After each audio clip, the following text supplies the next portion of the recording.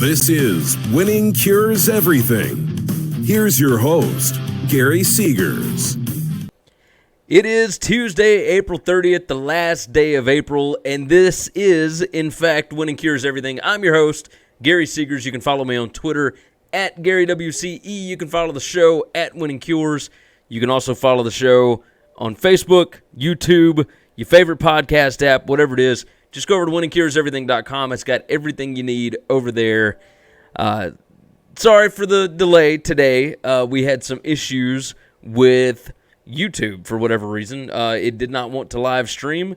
We fixed a few things. Everything's working fine now. If you want to, jump in the comments section. Leave us some comments during the show.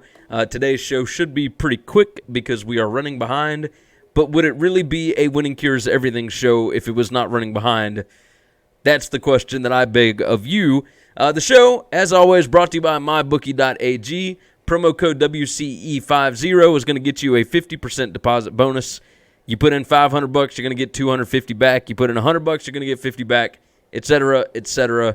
The best online sportsbook out there, the best online sportsbook layout, and it's perfect for recreational gamblers, right? You want to put $25 on a game, $50 on a game, $100 on a game, something like that? This is your spot. Go check it out for yourself, mybookie.ag. Use promo code WCE50. When you sign up, you'll get a 50% deposit bonus. Here are today's topics, and we're going to fly through them, okay? So make sure you keep up. I'm going to explain the FBI case because I got some requests from people that are wondering who is actually on trial here. It is not the college basketball coaches. So let's jump into that part here in just a minute. But ESPN the Magazine is ceasing to publish very soon. Tennessee sports gambling was legalized, and I'm going to give you some daily picks. So let's jump into topic number one. We will explain the FBI case on the college hoops corruption scandal. The trial basically is Christian Dawkins and Merle Code. So there were three college basketball assistant coaches. Let's see. Arizona's Emmanuel Book Richardson, USC's Tony Bland, and Oklahoma State's Lamont Evans. All three of those have already agreed to plea deals. They pled guilty to one felony count of bribery. Dawkins and Code entered pleas of not guilty, and they are the ones that are on trial right now. Merle Code worked for Adidas. He was a consultant, former Nike employee, etc., etc. Dawkins was an upstart sports agent, and these two worked together, but also separately doing their own deals and whatnot. Dawkins is basically accused of making bribery payments to these coaches and to other people, paying players, paying everybody else. Same thing with Merle Code. Code is accused of, June 2017, Code was recruited to work for a new sports management company formed by Dawkins. Prosecutors say Code's job was to introduce Dawkins and his partners to college basketball coaches for the purposes of ultimately bribing them. Basically, they are accused of paying coaches to bring them players. That's what this whole thing is about. The first trial was actually about the defraudment of universities and whether or not these guys, along with James Gatto from Adidas, whether or not they were defrauding universities by basically giving them ineligible basketball players. Right? Yes, they were found guilty, but there was no defraudment going on here. These basketball, not just coaches, but also the programs themselves, knew what they were getting when they got these basketball players. That's just how it is. Merle Code, Christian Dawkins, what they were doing was against NCAA rules. This is a very interesting case because it basically expands the federal charges, right? The reason that the payments are wrong, college athletes are supposed to be amateurs. So if you pay them outside of what they're supposed to get from the school, whether it's clothing, travel, trips, stuff like that, any kind of money, anything like that, that rules them ineligible. Now, they're only ineligible if the NCAA catches you and you can prove it and whatnot. But coaches and other team staff cannot facilitate contact between student-athletes and agents or financial advisors. Basically, Dawkins and Code were paying these assistant coaches and bribing them, which it's federal bribery charges of government officials because the assistants work at state universities. But the whole thing is goofy. Absolutely goofy. And that's what's actually happening in the trial right now is Code and Dawkins' attorneys are trying to prove that there was no bribery. These were willing participants. These were people that wanted to do whatever it took to get these players. Book Richardson, he made $250,000 a year, and he was in financial trouble because he paid players out of his own pocket. Will Wade, they talked about, he told Book Richardson that he had $300,000 for Naz Reid. Now, that's not coming out of his pocket. That's going to be from a booster or whoever else. But these coaches knew what they were doing. They were not bribed. They were nothing like that. They were willing participants in this. And they, in and of themselves, were actually paying players sometimes. So I'm not going to talk about things that happened today. We'll let everything end up coming out, and then we'll kind of rehash it. But that is what is going on with the FBI hoops case, because a lot of people don't actually understand what is happening. Let's move into the next topic. ESPN the Magazine is going to cease to exist in September of this year. Deadline.com put up that they arrived at the same conclusion as many other magazines in a challenged marketplace. They are halting publication of its monthly print edition starting in September. They have been a magazine for 21 years. This is not hard to figure out. The Disney unit did not rule out the possibility of putting out themed print issues, which that makes perfect sense, right? The body issue was always the best-selling one. Anytime somebody wins a championship, Sports Illustrated does this. A lot of teams do it, right?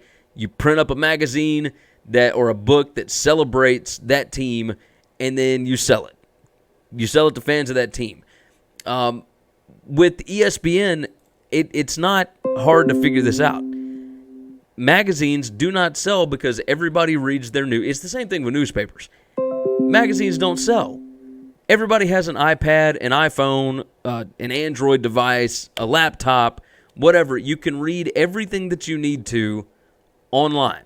Now, whether you're paying for a subscription or just actually getting free news from ESPN.com or whatever, all of the stuff that is in ESPN the Magazine could easily be put online and be read by way more people. And it costs less money, right? That's why most people get into the internet websites and whatnot anyway, is because the production and the distribution is basically free. So you don't have to try and run a printing press. You don't have to do, there was no purpose in ESPN the Magazine. Now, it ran for 21 years, but it lost money for quite a while afterwards. Advertising sales were next to nothing. Basically, starting in like 2008 is when they started losing money on this deal.